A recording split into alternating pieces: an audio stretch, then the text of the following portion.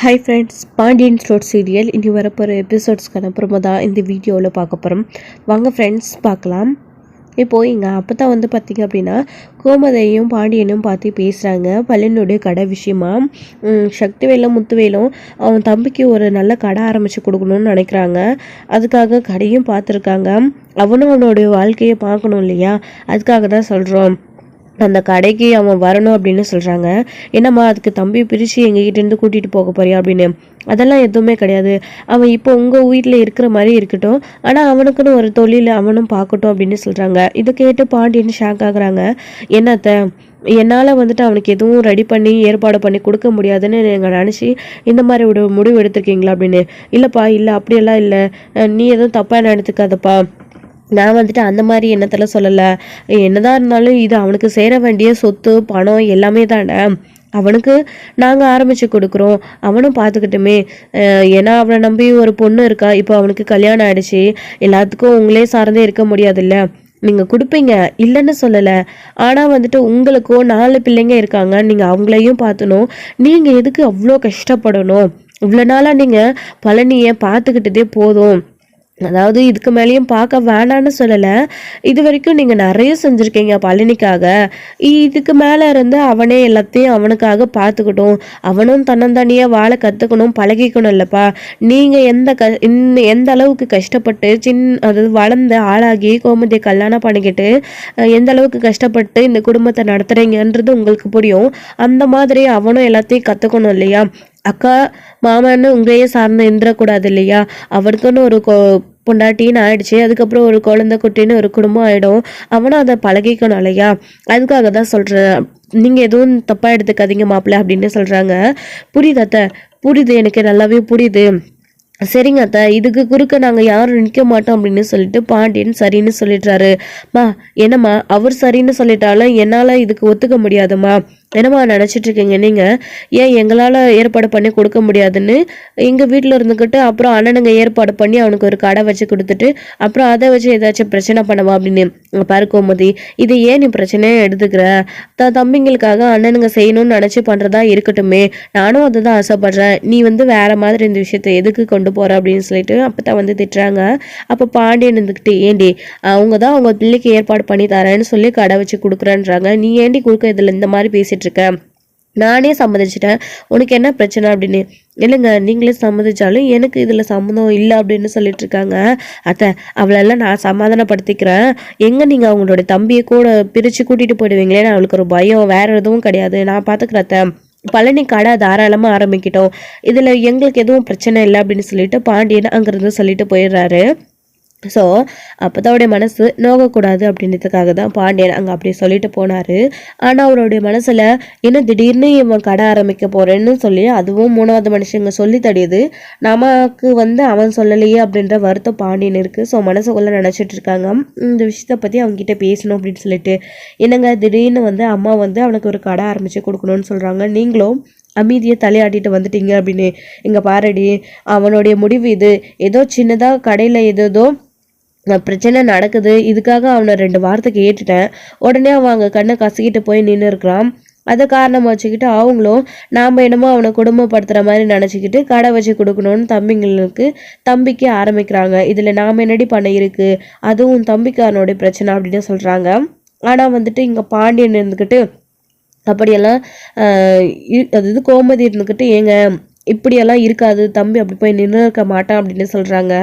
இவ யாரடி இவ கூறு கெட்டவ, எல்லாரையும் நல்லவங்கன்னு ஒரே மாதிரி நம்பிக்கிட்டு இருக்கா, எல்லாரும் அப்படியே இருக்க மாட்டாங்கல்ல அப்படின்னு. ஏங்க நீங்கள் அவனை பற்றி தப்பாக பேசாதீங்க, கண்டிப்பாக அவன் அப்படி பண்ணியிருக்க மாட்டான், இதை பற்றி நான் அவங்ககிட்ட கண்டிப்பாக வீட்டில் போய் கேட்பேன் அப்படின்னு. ஆமாம் நானுமே கேட்கணும், அது எப்படி நான் கேட்காம விட்டுற முடியும் அப்படின்னு சொல்லிட்டு. ஸோ பழனியே எப்படியாச்சும் வீட்டில் சொல்லிடணும் மாப்பிள்ளைங்க கிட்ட. பாண்டியன் கோமதிக்கு அதாவது அக்கா கிட்டேயும் மாமா கிட்டேயும் பேசணும்னு நினச்சிட்டு இருந்தாரு. ஆனால் அதுக்குள்ளேயே அப்பத்தாவே இவங்க 2 பேரையும் பார்த்து பேசிட்டாங்க. ஸோ இதனால் பழனி இந்த விஷயத்த அவங்க கிட்ட சொல்லலை அப்படின்னா அவங்க வருத்தத்தோடையும் வீட்டுக்கு போகிறாங்க கேட்கணும் அப்படின்னு சொல்லிட்டு. அதுக்கப்புறம் இதுக்கு இடையில இங்கே சரணன் மயில் மேலே பயங்கர கோவத்தில் இருக்காங்க. ஸோ நாம் ஒரு விஷயத்த கண்டுபிடிக்கணும்னு நினைக்கிறோம், ஆனால் அதுக்கு மாறாக நல்லாவே நடிக்கிறா, எப்படி எல்லாமே நம்ம கண் முன்னாடி நடிக்கிறா, இவள் கண்டிப்பாக பொய் சொல்லியிருப்பா வயசு விஷயத்தில், ஆதார் கார்டு கேட்கும் போதெல்லாம் கொடுக்க மாட்டேன்றா. அதை கேட்டு வாங்கும்போது அழுதுகிட்டே போய் அப்படியே நம்ம மேலே பழிய போடுறா. என் அப்பா அம்மா கிட்ட நல்ல பேர் வாங்குறேன், கண்டிப்பாக நான் இவளை விட மாட்டேன் அப்படின்னு சொல்லிட்டு கடையில் வந்துட்டு மயிலோடைய அப்பாவை பார்த்துட்டு ஆதார் கார்டு கேட்டு வாங்குறாரு சரவணன். அதை வாங்கிட்டு வந்து பார்த்தா மயிலோட வயசு அதிகமாக இருக்குது. இதை பார்த்த உடனே பயங்கர ஷாக் ஆகி சரவணன் வந்துட்டு கோவத்தோட வீட்டுக்கு வராரு. வீட்டுக்கு வந்தால் மயில் வந்து கிச்சனில் சமைச்சிட்டு இருக்காங்க. அப்போது அரசி படிச்சுட்டு இருக்காங்க வெளியில் வந்துட்டு. அப்போ வந்துட்டு உங்ககிட்ட கொஞ்சம் பேசணும் வரியா அப்படின்னு சொல்லிட்டு சரவணன் கூப்பிட்றாரு. மாமா எனக்கு கொஞ்சம் வேலை இருக்குது, நான் முடிச்சுட்டு அப்புறம் வந்துடுறேனே அப்படின்னு சொல்கிறாங்க மயில். உங்ககிட்ட முக்கியமான விஷயம் பேசணும் வான்னு கூப்பிட்றாருல அப்படின்னு சொல்லிட்டு சரவணன் கோவத்தோடு கூப்பிட்றாரு. இவர் ஆதார் கார்டு விஷயமா தான் திரும்பவும் நம்மளை ஏதோ பேச கூப்பிட்றாங்க அப்படின்னு சொல்லிட்டு மயில் ஏதோ தட்டி கழிக்கிறாங்க. ஆனால் சரவணன் வந்துட்டு மயிலோட கையை பிடிச்சி வேகமாக வந்துட்டு இழுத்துட்டு போயிடுறாங்க. பேசணும் அப்படின்னு சொல்லிட்டு ரூம்க்கு வர சொன்னவர் அதுக்கப்புறமா வந்துட்டு மொட்டை மாடிக்கு போகலாம் அப்படின்னு சொல்லிட்டு இழுத்துட்டு போகிறாங்க. என்ன மாமா மேலே எதுக்கு அப்படின்னு சொல்லிட்டு உங்ககிட்ட பேசணும்னு சொன்னல அப்படின்னு. இல்லை மாமா எது வந்தாலும் ரூம்குள்ளேயே பேசிக்கலாம், மேலே வந்துட்டு வெயிலாக இருக்குது அப்படின்னு சொல்லிட்டு. ஏன்னா வெயிலில் நின்று பேச மாட்டியா அப்படின்னு. இல்லை மாமா அப்படின்னு. அண்ணே அதான் அண்ணி சொல்கிறாங்கல்ல உள்ளே போனேன், இப்போ என்ன பேச போகிறீங்க, நான் இருக்கேன் டிஸ்டர்பன்ஸாக இருக்குன்னு பார்க்குறீங்களா, நான் வேணா ரூம்குள்ளே போயிடுறேன், நீங்கள் போய் பேசுங்கண்ணா அப்படின்னு. அரசி அதெல்லாம் ஒன்றும் இல்லைம்மா நீ உட்காந்த படி அப்படின்னு. இல்லைண்ணா பரவாயில்ல இருக்கட்டும், நீங்கள் ஏதோ பேசணும்னு நினைக்கிறீங்க, தப்பு இல்லை, நான் வந்துட்டு ரூம்குள்ளே போகிறேன் அப்படின்னு சொல்லிடுறாங்க. அதுக்கப்புறம் வந்துட்டு வந்துட்டு சரவணன் மயிலும் இருந்து ரூம்குள்ளேயே போகிறாங்க. மயில் வந்துட்டு என்னம்மாம்மா என்ன விஷயம் அப்படின்னு சொல்லிட்டு ஓங்கி பலான்னு ஒரு அற விடுறாங்க. மயில் அப்படியே அழுதுகிட்டே நிற்கிறாங்க. என்னம்மாம்மா ஏன் அடிக்கிறீங்க அப்போ அப்படின்னு சொல்லிட்டு. வாயை நிறுத்துறியா போதும் அப்படின்னு சொல்லிட்டு. நான் என்ன பண்ணமாம்மா அப்படின்னு சொல்லிட்டு மயில் வந்து கேட்குறாங்க. இங்கே பாரு இன்னொரு அறை வாங்கிடாது என்கிட்ட அப்படின்னு சொல்லிட்டு சரவணன் கோவத்தோட திட்டுறாங்க. ஏன்னா மாமா எதுக்கு இப்போ அடிக்கிறீங்க அப்படின்னு. ஏண்டி உன் ஆதார் கார்டு கேட்கும் போதெல்லாம் என்கிட்ட கொடுக்காம ட்ராமா பண்ணிவிட்டு இப்போ வந்துட்டு நீ ஆதார் கார்டை எங்கே மறைச்சி வச்சுருக்கன்னு இப்போ கூட எடுத்து கொடுக்க மாட்டியா அப்படின்னு சொல்லிட்டு. அம்மா அது இதுன்னு மயில் வந்து தயங்குறாங்க. எங்கே பார்த்தியா உன் ஆதார் கார்டு என்கிட்டே இருக்குது அப்படின்னு சரவணன் காட்டுறாங்க. இதை பார்த்த உடனே மயிலுக்கு ஷாக் ஆகுறாங்க. ஓ மாமா விஷயத்த கண்டுபிடிச்சிட்ருக்காரு, இதனால தான் நம்மளை அடிச்சிருக்காரு அப்படின்னு இப்போ மயிலுக்கு புரியுது. வந்துட்டு மாமா இது எப்படி உங்கள் கையில் அப்படின்னு சொல்லிட்டு மயில் அழுதுகிட்டே கேட்குறாங்க. உன் அப்பா கிட்ட இருந்து தான் வாங்கலாம் அப்படின்னு சொல்கிறாங்க. இந்த கூறுக்கட்டு மனுஷன் எல்லாத்தையும் நம்பி கொடுத்துருக்கிறாரே, நாம் மாட்டி போன அவருக்கு தெரியாதா, ஏமாற்றி ஒரு கல்யாணத்தை பண்ணி வச்சுட்டாங்க, அதை மெயின்டைன் பண்ணணும்னு ஒரு புத்தி கூட இல்லை அப்படின்னு சொல்லிட்டு மயில் வந்து மனசுக்குள்ளேயே புலம்புறாங்க.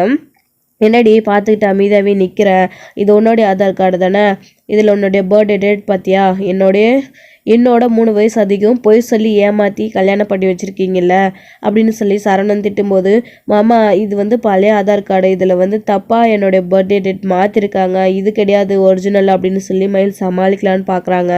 போதும் நிறுத்துறியா, இதுக்கு மேலே நீ பண்ண ட்ராமாக்கெல்லாம் நான் வந்து தயாராக இல்லை.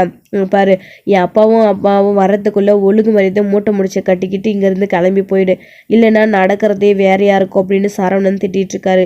என்ன மாமா நான் எங்கேயும் போக மாட்டேன் அப்படின்னு சொல்லி மயில் சொல்லிட்டு இருக்காங்க. என்னடி நான் அத்தனை தடவை சொல்லிட்டு இருக்கேன், நீ பிடிவாதமாக பண்ணிகிட்ருக்க, எவ்வளோ பொய் சொல்லியிருக்கீங்க நீயும் உன் குடும்பமும் சேர்ந்து.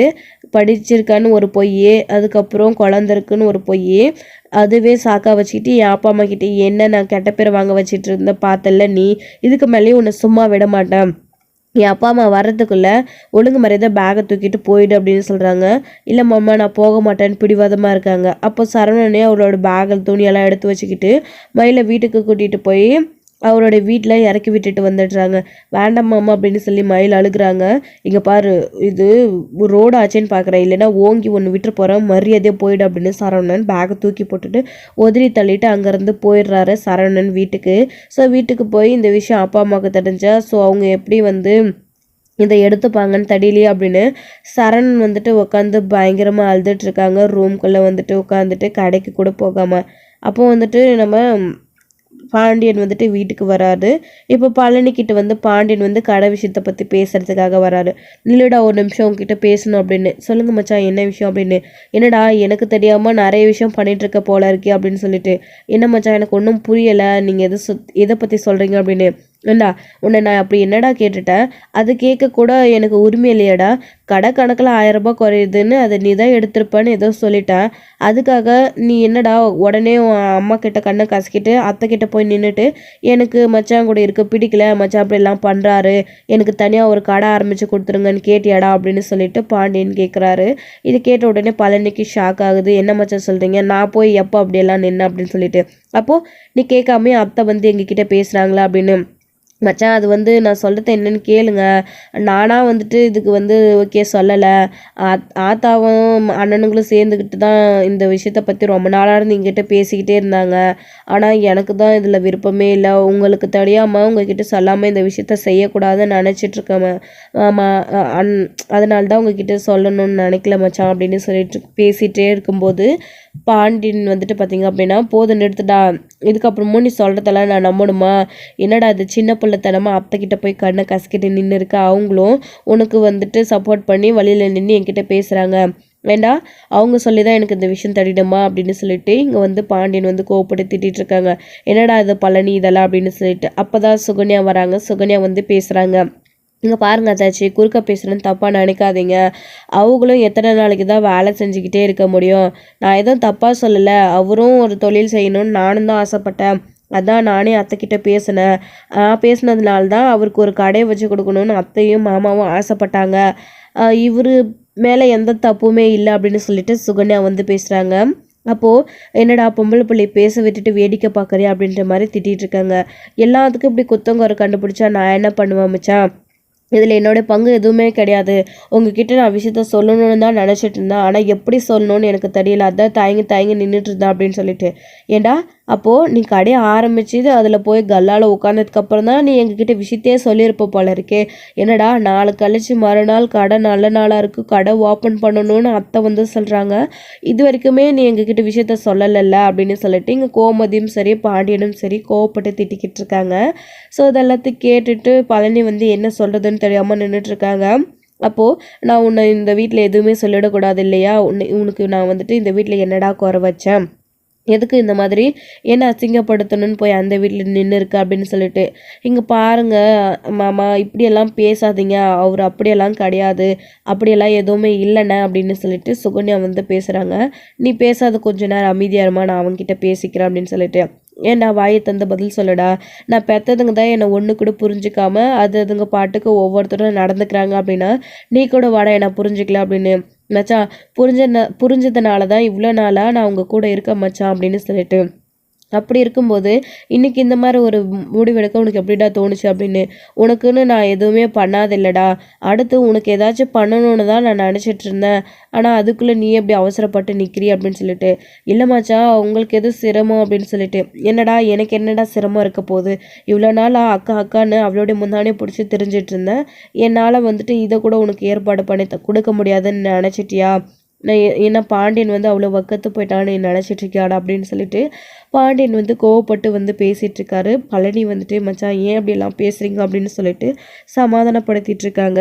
என்னதான் பேசினாலும் நீ பண்ணது ரொம்ப தப்புடா, உன்னை நான் மன்னிக்கவே மாட்டேன் அப்படின்னு சொல்லிட்டு பாண்டியனும் சரி கோமதியும் சரி பழனிக்கிட்ட திட்டிகிட்டு இருக்காங்க. அப்போ தான் சுகன்யா இருந்துக்கிட்டு போதும் நிறுத்துங்க அச்சாச்சி, நானும் போடா போட்டுன்னு பொறுமையாக இருந்தால் அவளை பற்றி ஓவராக பேசிக்கிட்டே போகிறீங்க. எத்தனை நாளைக்கு தான் அவரும் உங்ககிட்ட அடிமாவே இருக்க முடியும்? அதான் அவர் சொந்தமாக ஒரு தொழில் ஆரம்பிக்கணும்னு நினச்சிட்டு நான் தான் அத்தைக்கிட்ட பேசினேன். அதுக்காக தான் வந்துட்டு அவங்க ஏற்பாடு பண்ணியிருக்காங்க. மற்றபடி இவர் சொல்லியோ இல்லை இவர் வந்துட்டு அந்த முடிவு எடுத்தோ இந்த மாதிரி நடக்க கிடையாது. இவராச்சு இந்த வீட்டிலேருந்து போய் தனியாக கடை வச்சு பொழைக்கணுன்றதாச்சு. இப்போ கூட இந்த விஷயத்த உங்ககிட்ட சொல்ல தயங்கிக்கிட்டு இருக்கிறதுனால தான் அத்தை வந்து உங்ககிட்ட இந்த விஷயத்த பற்றி பேசியிருக்காங்க.